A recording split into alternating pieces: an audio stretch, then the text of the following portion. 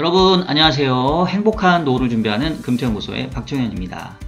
관심을 모았던 8월 ISM 제조업 지표와 고용지표가 결국 부진하게 나옴에 따라서 지난 8월 초 급락세 이후에 빠르게 반등했던 국내 증시가 9월 초 들어서 다시 급락세를 보이고 있습니다. 특히 국내 증시의 경우 금투세 불확실성으로 국내 수요가 부진한 가운데 반도체 업종을 중심으로 외국인의 대규모 매도세가 잇따름에 따라서 거의 반등 이전 수준으로 하락했습니다. 이 가운데 미국채 시장에서는 국고채 10년 금리와 2년 금리의 금리차가 2년 3개월 만에 정상화되면서 경기 침체 우려를 높이고 있는데요. 과거 미국채 2년, 10년 스프레드가 역전되었다가 다시 정상화된 이후에는 얼마 지나지 않아서 경기 침체가 현실화되었기에 이번에도 경기 침체가 임박한 것이 아니냐는 우려감을 높이고 있습니다. 한편 지난주 크리스토퍼 월러 이사 등 연준 내 매파적인 위원들조차 9월 FOMC에서의 금리 인하 가능성을 시사했는데요.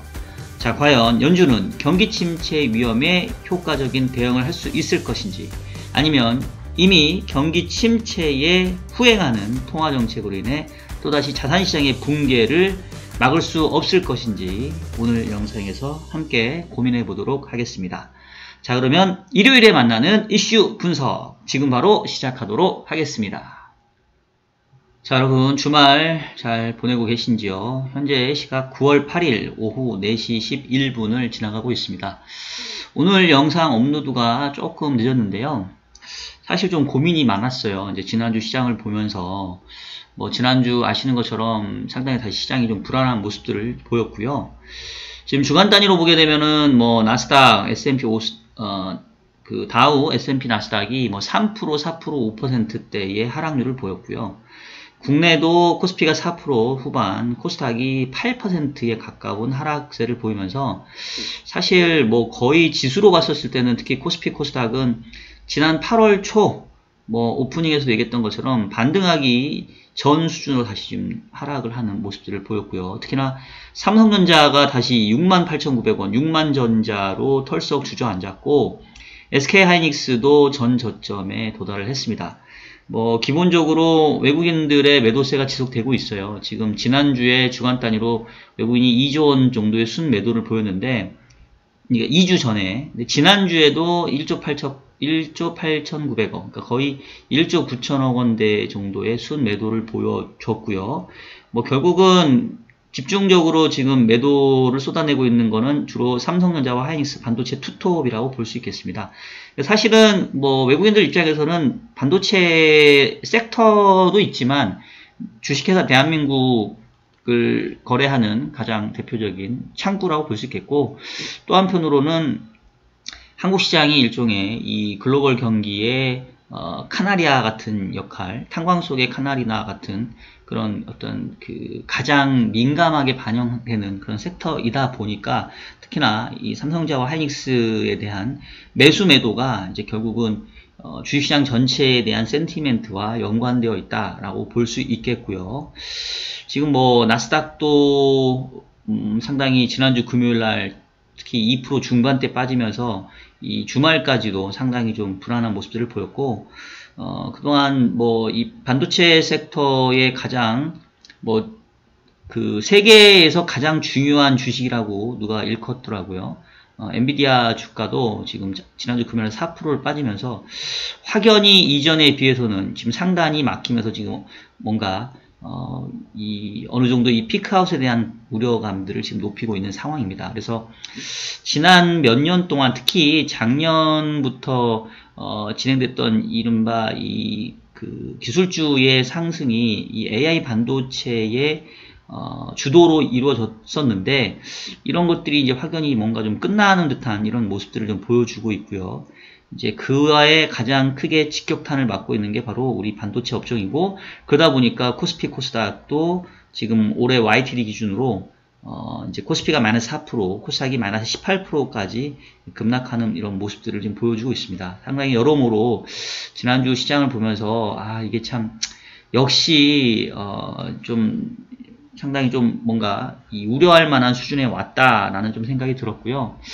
지난주에 이제 포트 전략을 좀 말씀을 드리면서 일단 기본적으로 이제 미국 기술주는 저는 다 매도를 정리를 한 상태였고 현금 비중을 좀 늘려가면서 이제 위험관리 쪽에 좀 무게를 실긴 했는데 주식 비중을 완전히 비우지는 않았기 때문에 현금 비중을 늘렸다 하더라도 주시장이 이 정도로 하락을 하면 기본적으로 포트의 수익률은 떨어질 수밖에 없습니다. 그래서 제 연간 수익률 목표치인 7%를 넘어갔다가 이제 지난주에 또 상당 부분 이제 그 부분이 저도 지금 깎여 내려와서 지금 이제 고민이 되는 부분이고요. 반면에 이제 채권 시장은 뭐 상대적으로 좀 강세를 보여주고 있죠. 그래서 지금 미국 금리 같은 경우는 2년, 10년 모두 20bp 이상의 하락세를 지금 보여줬고요. 오늘 이제 주로 말씀드릴 주제 중에 하나가 지난주에 또 상당히 의미 있는 그런 모습들이 있었던 게 이른바 미국채 2년짜리와 10년짜리 금리가 이제 다시 정상화되는 모습들을 보였습니다. 지난 한 주 동안 보시면 미국채 2년짜리 금리가 27bp 하락하면서 3.65%까지 지금 하락을 한 상황이고요.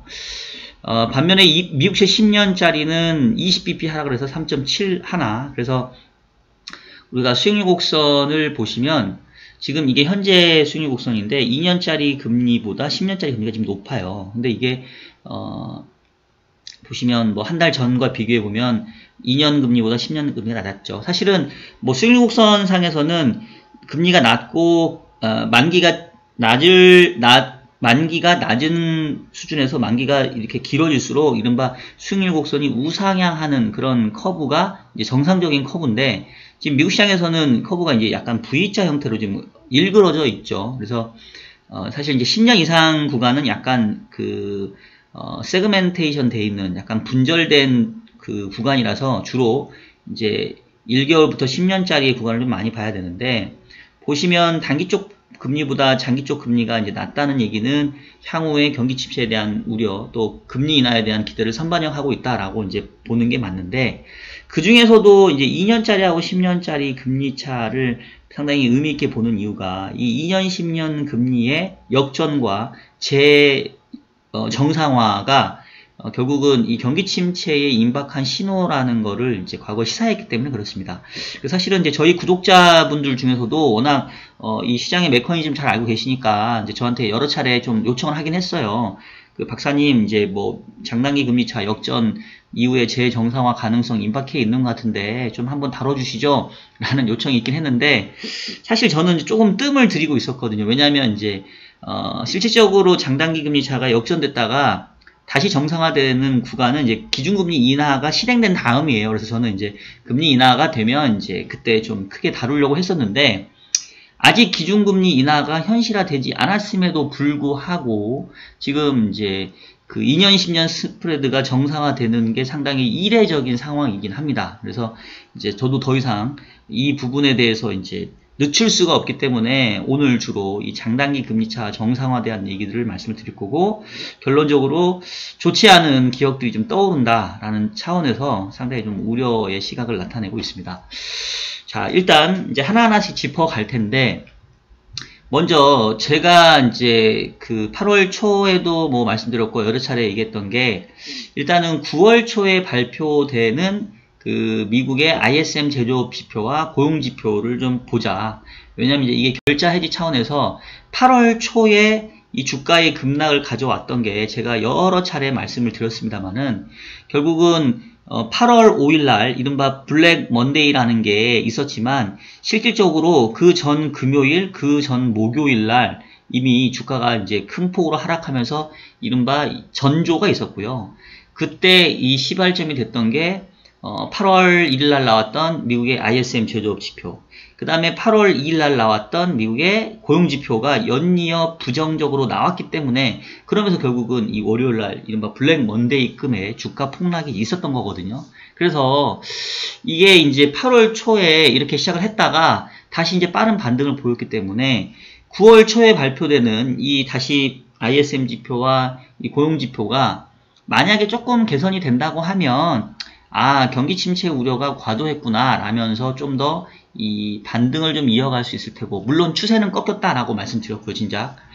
하지만 만약에 9월 초에 발표되는 이 두 지표가 8월에 어떤 불안감을 씻겨주지 못한다라고 하면 이거는 상당히 이제 부정적인 시장 환경으로 흘러갈 수밖에 없다. 이제 그런 차원에서 일단 좀 지켜보자. 왜냐하면 미국의 지표들이 최근에 워낙 변동성이 있게 나오고 뭐 이게 수정되고 이러니까 저도 지표를 보지 않고서는 이게 판단하기가 좀 힘들더라고요. 그래서 일단은 현금 비중은 조금 일부분 높여놓고 요거 확인하고 좀 움직이자라는 스탠스였는데, 실질적으로 나온 지표 결과는 뭐라고 해야 되나? 슬프게도, 애석하게도 지금 조금 부정적인 지표들이 나온 것 같습니다. 일단 ISM 제조업 지표를 보면 사실은 뭐 전월달보다는 ISM 제조업 지표도 그렇고 실업률도 그렇고 수치 자체로만 봤었을 때는 지난달보다 개선되긴 했어요. 그래서 저도 컨센서스가 조금 지난달보다는 좋아지는 것이기 때문에 어느 정도 조금 그래도 시장이 이렇게 바로 망가질 정도의 충격을 주진 않겠지라고 저도 살짝 내심 조금 좋게 나오는 쪽에 대한 이제 기대를 하고 있었는데, 결과치 자체는 ISM 제조업 지수는 46.8에서 47.2로 높아지긴 했는데 예측치 47.5에는 지금 못 미친 부분이 있고요.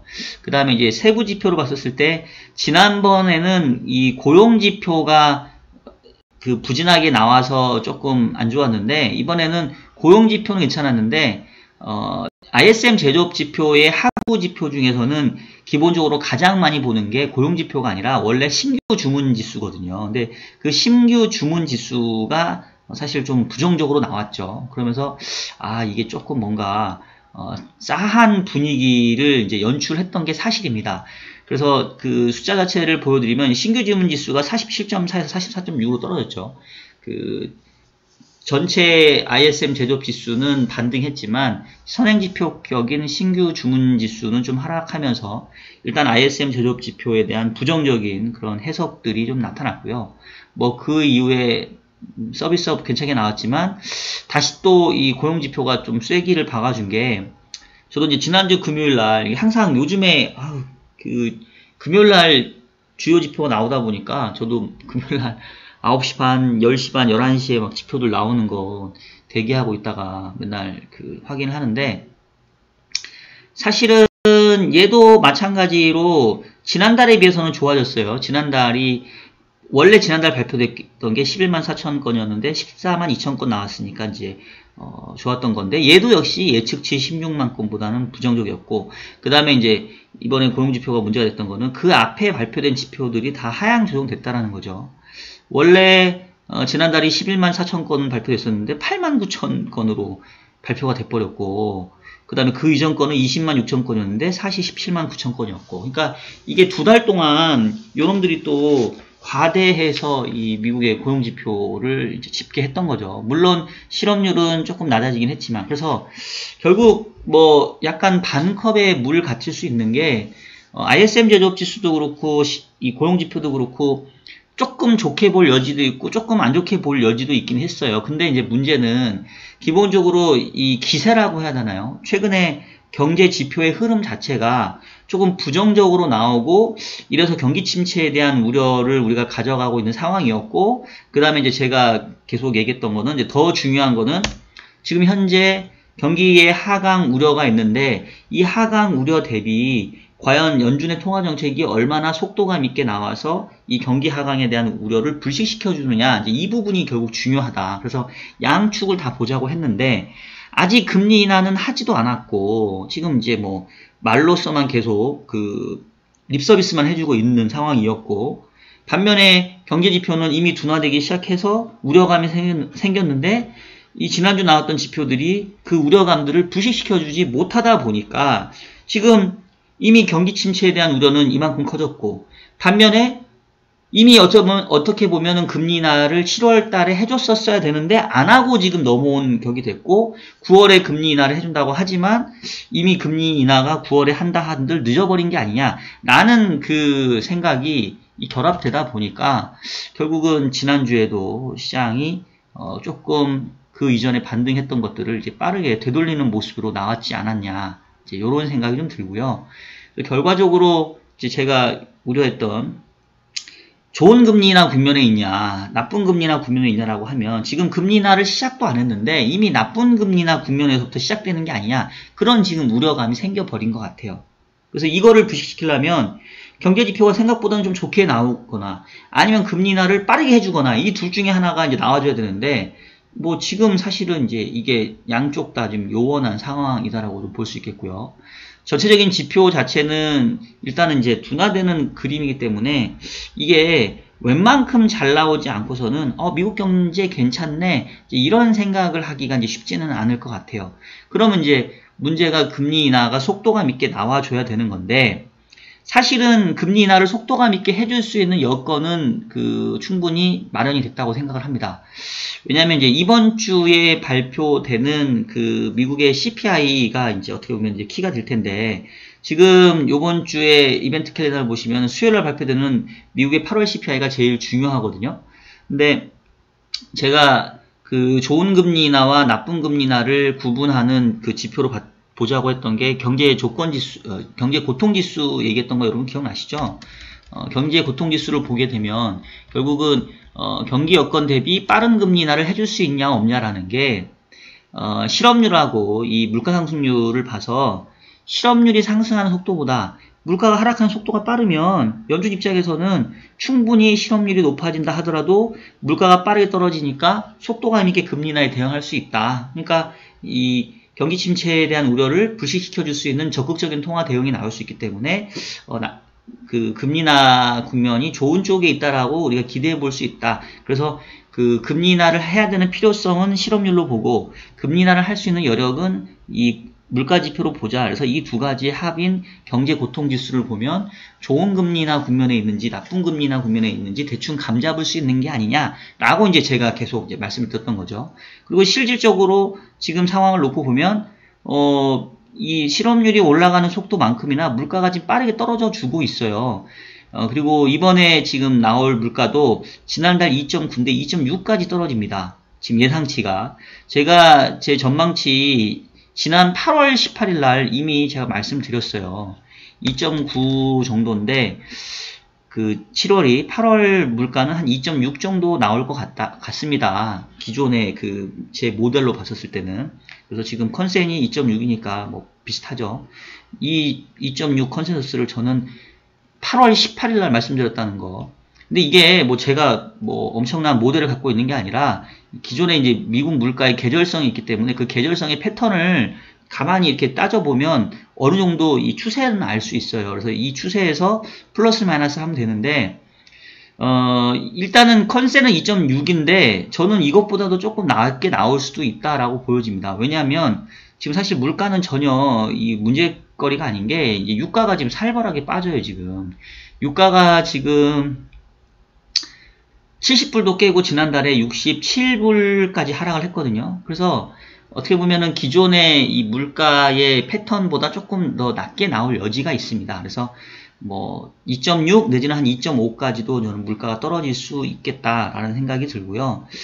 그렇게 따지면은 8월이 2.6 나오고 실업률이 2.0 나왔으니까 이게 오히려 고통지수로 봤었을 때는 지금 떨어지는 쪽이니까 그림으로 봤었을 때는 나쁘진 않거든요. 지금 실업률이 올라가는 속도보다 물가가 떨어지는 속도가 더 빠른 걸로 지금 보여지죠. 그래서 금리 인하를 할 수 있는 여건은 충분히 돼 있어요. 그래서 이제 연준이 이거를 잘 대응을 하면 되는데, 문제는 연준 대응이 지금 이미 늦어버린 것 같다라는 게 제가 봤을 때 가장 큰 문제입니다.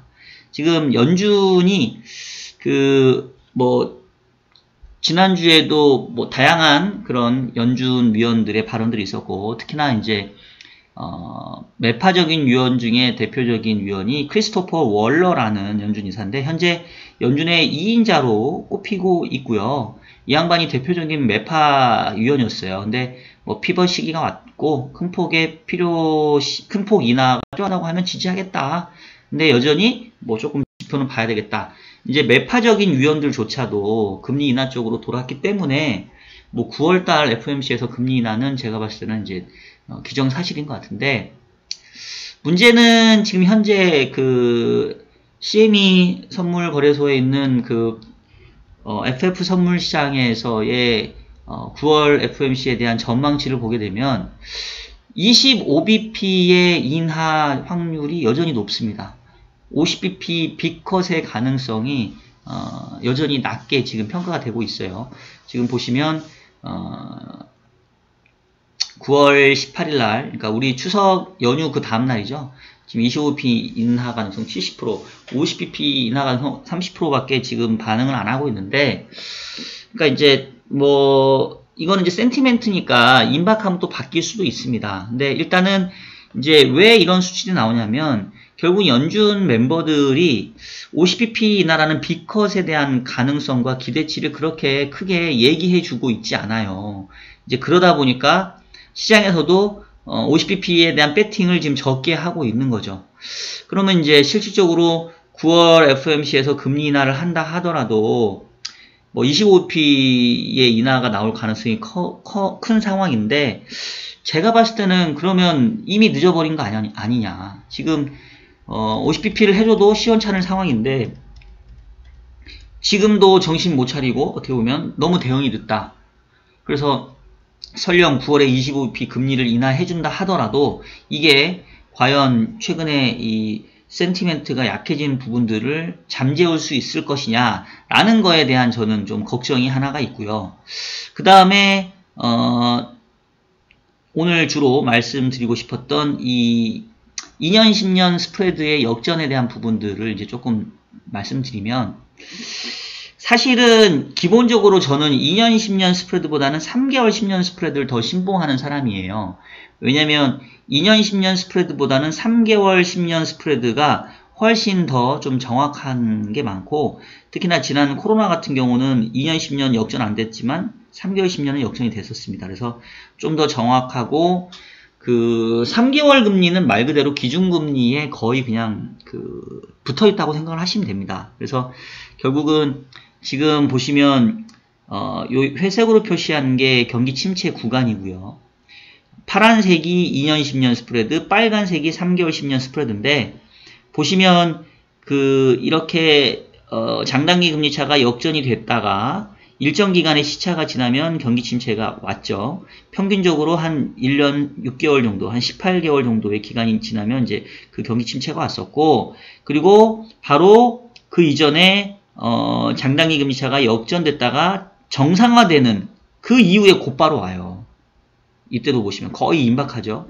그러니까 이제 2년 10년 스프레드가 역전됐다가 이제 정상화되니까 야, 이거 이제 거의 임박했다. 이제 요렇게 지금 걱정이 되는 거죠. 근데 아직 3개월 10년은 아직은 역전이 되어 있기 때문에 시간은 조금 남아있을 수도 있는데, 이제 문제는 시간의 문제다라고 생각이 되면 이미 금융시장은 그 방향으로 자리매김해버리기 때문에, 지금 이제 이미 장단기 금리차가 역전된 지가 한참 지났고 3개월 10년 기준으로는 재작년 10월부터 지금 역전됐거든요. 그러니까 이미 거의 2년 가까이 돼가고 있어요. 그런 상황이기 때문에, 그리고 2년 10년은 2년 3개월 만에 지금 정상화가 되는 거니까 이미 얘도 2년 넘게 지금 역전이 됐죠. 그래서 시기적으로는 언제 미국 경제 침체가 와도 지금 이상스럽지 않은 상황이라고 볼 수 있겠고요. 2년 10년과 3개월 10년의 차이점을 조금 설명을 드린다면, 사실 지금도 보시면은 여전히 1년 이하 구간들은 좀 금리가 높습니다. 왜냐면 아직 기준금리 인하가 현실화되지 않았기 때문에 그래요. 근데 이제 2년짜리 금리는 2년 내에는 금리 인하 될 거 아니야, 이러면서 조금 더 먼저 가 있다고 보시면 되겠습니다. 그래서 지금 3개월 금리는 아직은 저 위에 있어요. 그래서 얘까지 더 내려와서 이제 10년짜리 정상화되면 그때는 진짜로 뭔가 좀 큰 문제가 일으킬 수 있는데, 이게 이제 어떤 의미를 갖고 있냐면, 왜 장단기 금리 차가 역전됐다가 풀리면 급격한 경기 침체가 오느냐, 그 내용을 다음 차트를 보시면 좀 답이 이해가 되실 겁니다. 자, 보시면 요번 거는 이제 이 파란색이 미국 기준금리이고 이 회색으로 표시한 게 경기 침체 기간인데, 아이러니하게도 그 금리가 인하된 다음에 경기 침체가 와요. 그러니까 이거를 이렇게 하면 전후관계로 보긴 어렵고, 그러니까 금리 인하했기 때문에 경기 침체가 온 게 아니라 그 이전에 높은 금리를 이제 유지했잖아요. 그래서 시차를 두고 이제 경기에 부담을 주기 시작을 합니다. 그래서 이제 통화당국이 생각하기에 야 이제 이렇게 높은 금리 유지하면 경기에 부담되니까 이제 금리 인하를 해주자 이러면서 금리 인하로 사이클을 돌려요. 근데 문제는 이미 그동안의 금리 인상에 대한 누적된 부담이 있고 금리 인하는 시작했지만 이제 금리 인하한 거는 효과를 내기까지는 시간이 걸리다 보니까 그 금리 인하가 이제 시작된 게 역설적으로 경기가 이제 망가지는 시기랑 맞물리는 거죠. 그래서 금리가 인하되고 얼마 지나지 않아서 경기 침체가 오는 거고, 금리가 인하됐는데도 경기 침체가 오니까 이제 어떻게 되겠어요? 금리 인하 속도가 가팔라지겠죠. 그러니까 원래는 뭐 한 번, 두 번 했던 거를 경기 침체가 맞물리면 뭐 바바박 해버리죠. 이런 식으로. 그러다 보니까 결국은 뭐 안타깝게도 뒤늦게 금리 인하를 하다 보니 후행적으로 금리 인하를 가파르게 할 수밖에 없고, 금리 인하를 가파르게 하니까 바로 단기 금리는 가파르게 하락을 하고, 그러면서 장단기 금리 차가 이제 역전이 정상화돼 버리죠. 그러니까 그 얘기는 장단기 금리 차가 정상화된다는 얘기는 금리 인하 사이클이 늦어서 결국은 뒤늦게 하다 보니까 금리 인하를 바바박 하게 됐다. 그래서 그 결과물로 단기 금리가 더 많이 빠졌고, 그러면서 장단기 금리차랑 다시 역전이 풀려서 정상화가 됐는데, 그만큼 경기 침체에 후행하는 금리 인하가 됐기 때문에 제가 얘기하는 나쁜 금리 인하 국면으로 가서 결국 경기 침체도 못 막고, 그리고 늘 항상 그렇게 뒤늦게 후행돼서 진행되는 금리 인하 기간에는 자산 가격도 폭락하더라. 주가도 그렇고 부동산도 최근에 부동산 시장 되게 좋잖아요. 지금 근데 이제 9월부터 대출 규제가 강화됐는데 부동산 하시는 분들도 지금 이거 잘 보셔야 됩니다. 저도 뭐 제가 부동산도 지금 뭐 부동산 대학원 나와서 뭐 여러 부동산 하는 친구들과 계속 같이 스터디를 하는데, 부동산 하는 사람들도 지금 되게 최근에 서울 주택가격 그 고점 막 갱신하고 이래서 되게 분위기 좋고 금리 인하하는 쪽으로 가고 있는데, 제가 얘기하는 게 부동산도 마찬가지다. 좋은 금리 인하 국면과 나쁜 금리 인하 국면이 있다. 이게 완만한 금리 인하는 부동산 시장에도 좋은 건데, 이게 만약에 경기 침체에 후행해서 금리 인하가 가파르게 진행되면 그때는 부동산 시장도 조정이 크게 옵니다. 부동산 얘기는 다음에 하도록 하겠고요.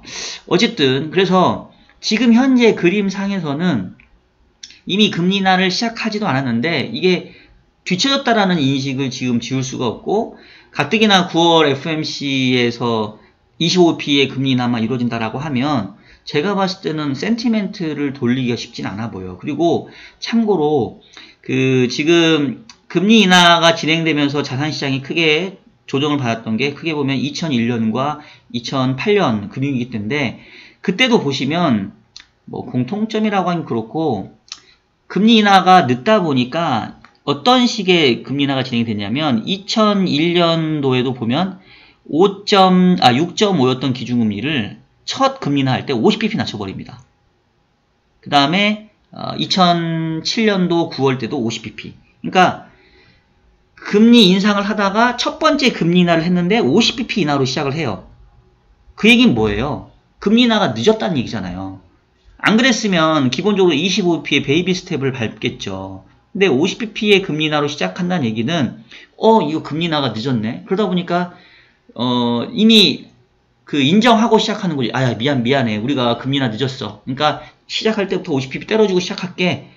그렇게 이제 시작한 거죠. 그래서 그때도 보면 50bp 금리 인하를 해줬음에도 불구하고 이 경기 침체와 자산 가격 하락을 막질 못해요. 근데 이번에는 그것도 못 미치는 25bp를 해준다? 야, 과거에 50bp 인하로 시작했을 때도 경기 침체와 자산 시장의 이 급락세를 못 막았는데 지금 25bp 인하로 과연 이게 감당이 될까? 라는 걱정이 듭니다. 근데 이제 모르겠어요. 이게 이렇게 또 얘기하면 너무 이제 부정적으로 좀 들릴 수도 있는데, 저는 기본적으로 정해진 미래는 없다고 생각하는 사람이에요. 그러니까 항상 그 부정적인 전망이 하나로 모아지면 그 부정적인 전망에 대응하는 정책적인 대응이 나오고, 그러면 실질적인 부정적인 전망이 현실화 되려다가 이 대응책에 의해서 그 방향으로 안 가는 이른바 변증법, 변증론 뭐 이런 거 있잖아요. 정반합 이런 형태로 항상 시장은 작용과 반작용, 그에 따른 결과물들이 계속 그 미세 조정되는 상황이기 때문에, 제가 지금 현재 시점에서 여러분 뭐 이미 금리 인하가 늦어버렸고요, 경기 침체 피할 수 없고요, 자산 가격 이제 부러지는 일만 남았습니다, 이렇게 진짜 선동하는 식으로 얘기하는 거는 좀, 그건 너무 정말 그 뭐 다는 아니겠지만 그 사람들을 현혹시키는 뭐 유튜버들도 그런 사람 뭐 별로 안 되겠지. 어쨌든 막 그렇게 막 선동하고 싶진 않고, 제가 지금 여러분들께 전달해 드리고 싶은 메시지는, 일단은 현재의 기본적인 그 주변 돌아가는 상황 자체가 과거와 그 비교해 봤을 때는 상당히 불안한 부정적인 환경으로 지금 이미 가고 있다. 이런 상황에서 이 연준이나 이 정부 당국의 정책적인 대응이 상당히 적극적으로 나와주지 않으면 이번에도 또 엄청난 자산시장의 또 폭락을 우리가 경험할 수도 있다. 근데 이제 이거는 가봐야 아니까 우리는 어떻게 해야 되겠어요? 그렇게 될 수도 있고 안 될 수도 있지만, 그렇게 됐었을 경우에 그 우리에게 미치는 부정적인 효과가 훨씬 더 크니까 우리는 그러면 보수적으로 가고 위험 관리할 수밖에 없는 거죠. 그렇게 해서 보수적으로 가고 현금 비중 늘리고 채권 비중 늘려가지고 위험 관리했는데, 그렇게 안 가면 좋은 거죠. 못 먹는 거지. 우리는 못 먹는 거지 엄청난 손실을 보는 건 아니잖아요. 그래서 제가 항상 배팅은 내가 잃을 게 많을 때 그렇지 않은 방향으로 하는 게 배팅이에요. 내가 많이 먹을 것 같으니까 배팅하는 게 아니라, 내가 지금 이쪽을 들고 있으면 A를 들고 있으면 손실이 많이 날 것 같고, B가 들고 있으면 손실을 덜 날 것 같으면 B에 배팅하는 겁니다. 이게 좀 이해가 안 될 수도 있나? 어쨌든 그래서 제가 지금 말씀드리는 내용은 뭐냐면, 진짜로 뭐 2001년도와 2008년도처럼 뭐 급격한 경기 침체와 이에 따른 자산시장의 대폭락세가 올지는 잘 모르겠어요. 뭐 가봐야 알겠죠. 근데 일단은 주변 돌아가는 상황은 그때랑 좀 비슷하다. 어떤 게 비슷하다? 경기 침체에 금리 인하에 대한 대응이 좀 이미 늦어버린 것 같다.